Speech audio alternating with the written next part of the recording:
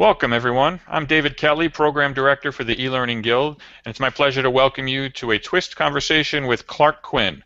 Clark is one of the presenters at the upcoming MLearnCon Conference and Expo coming up this June in San Diego, and it's my pleasure to have him here for a conversation about mobile learning. Welcome, Clark. Thanks, David. It's always a pleasure to talk with you, and I'm really excited about looking forward to MLearnCon. Well, for the few people who might not know you, why don't you take a moment and just introduce yourself to who you are, what you do. Okay, I'm Clark Quinn, as you introduced. I work through Quinnovation, and what I do is I help organizations try and use technology in ways that match with how we actually think, work, and learn. And this tends to involve looking at their processes and their strategies and ways to shift them to be more constant, to really leverage the power we have in the connection between the digital technologies and our brains working together. They're far more powerful than alone, and getting people to work together through these technologies gives the opportunity not only to optimize performance, but to also add in the continual innovation that organizations need to survive and thrive. Excellent. And you've been involved with the Guild for as long as the Guild's been in existence. You've been involved with our MLearnCon Conference and Expo since it started a number of years ago.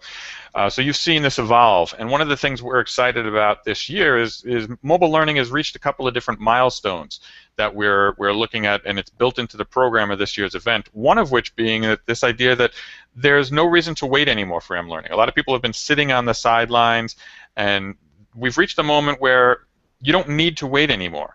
And I know that you and I talked about that privately, that you totally agree with that. So why do you feel that we've reached a moment where people don't need to wait on the sidelines to start looking at mobile technologies for learning? I think there's a couple things going on there. And, you know, the Guild authored the Guild MLearning Research Report. This 2012 one was said the time is now. And there's a number of reasons. People maybe feel there's barriers because there's not enough examples. They may not feel the tools are right. They may not feel their people are ready. And all those barriers are past.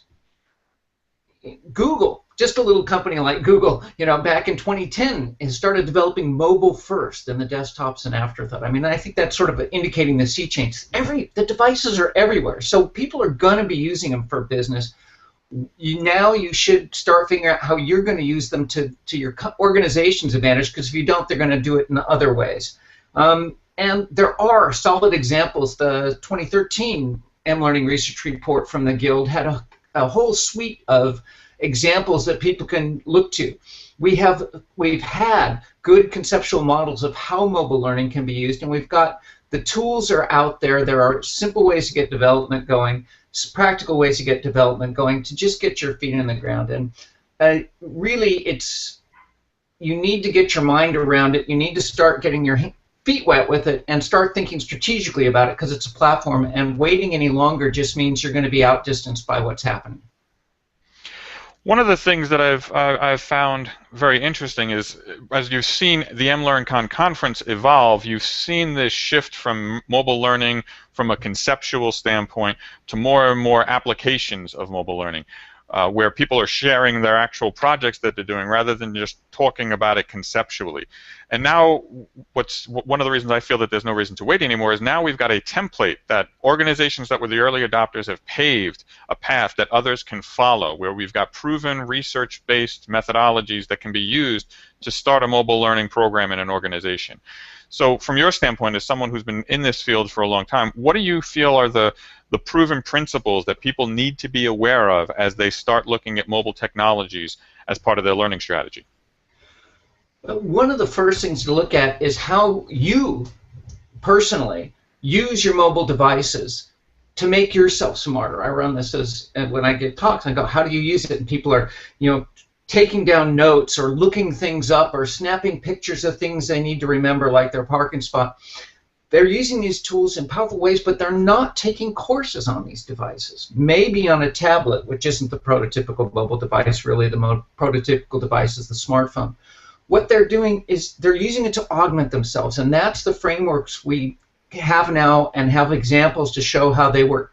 Performance support, giving people information or letting them interact with the device to figure out a solution. Social, connecting with people to get answers when the answer doesn't hasn't been pre-developed or is too ephemeral or too unique to be worth trying to capture, we can connect you to people, and we can start doing things because of when and where you are. So we've got these great conceptual frameworks and examples and tools to make it happen. So we're finding ways to empower people wherever and whenever they are in the moment of need, at the point of need, which is a rich opportunity that we haven't had in the past when, people are no longer at their desktops. They're in meetings, they're on site visits, they're at conferences, and they need to stay in touch and be productive, and now we have the opportunity to meet that need. And as you say, we've got the frameworks, the tools. We're ready to do it. We need to start. And now that we've got these proven techniques you've got in the framework, as you said, that's the structure essentially of what you're going to be talking about in your workshop. Workshop's called mLearning 101, Getting Started with Mobile Learning, which is great for someone who's coming into this space for the first time. If I'm going to be coming to your workshop, can you give me an example of what my day is going to be like? You've got a full day dedicated to mLearning 101. So if I'm coming to your workshop, what can I expect? We're going to try and go from go to woe. So we're going to start by getting clear about the definitions and the trade-offs involved in the devices, because there's a lot of misconceptions out there. We're going to talk about those principle design and show examples and do some exercises working through what that means. We're going to talk about a development process. What are the alternatives, the trade-offs, and how do you get going with these things? And then we want to talk about the strategy, because mobile is a platform. It's not just a device, not just a thing, it's a tool. Like the desktop was a platform, this is a platform with its own unique capabilities, and we need to think strategically about it, because as soon as people start using it for work, they're going to want more, and you want to be prepared and have a plan that as you develop things, they build upon one another. So we're going to look at that whole, starting with just getting clear on definitions to what you need to be thinking about to start taking this in place in your organization. Excellent. Well, if you want to learn more about what's going on with mobile learning or more about the workshop that Clark was just describing, join us in mLearnCon this June in San Diego. You can go to the website and you'll find all the details that you need about Clark's workshop and all the other pre-conference certificate programs that we have going on, as well as over 100 different learning opportunities at the mLearnCon conference and expo. Clark, I want to thank you very much for joining us for this conversation this afternoon. A pleasure always talking with you, David, and hope people will come and join us in San Diego. Really horrible place to have a great conference. All right. Thanks very much, Clark. We'll see you next time on Twist Conversations. Take care, everybody.